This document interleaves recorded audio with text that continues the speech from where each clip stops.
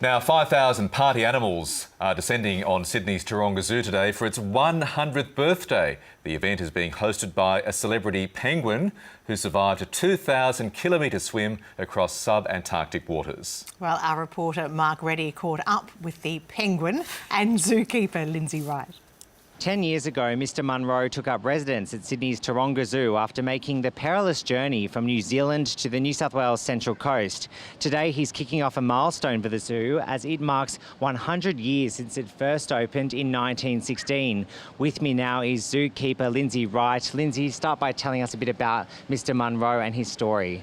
Yeah, so Mr Munro was found roughly 10 years ago. He was washed up on the mid-north coast, very, very skinny and a long way from home. They're naturally found in the southern islands of New Zealand, so he definitely lost his way. So he came down to us at Taronga Zoo and he's been with us ever since. And how have you ensured he made a full recovery?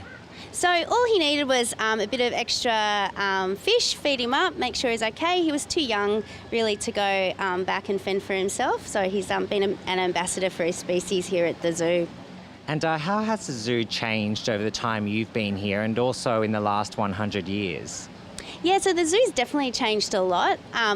You know, we started out as more of an entertainment sort of a place, and now we're definitely a conservation and an educational place to come. Over the last 100 years, we've partaken in so many conservation projects and things that Mr Munro are involved in are community awareness campaigns like Fish for Good, which is where we encourage people to buy sustainable types of fish, ocean-friendly type species, so that there'll be fish for us in the future as well as animals just like Munro.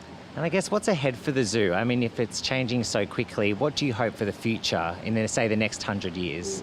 Yeah, well, only fantastic things, really. The way we're headed is already so wonderful with all the conservation projects that we do take part in.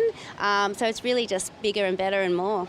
So today's a big party. Mr Munro's already in his tux. Tell us, what will he be doing today and what are some of the activities in store?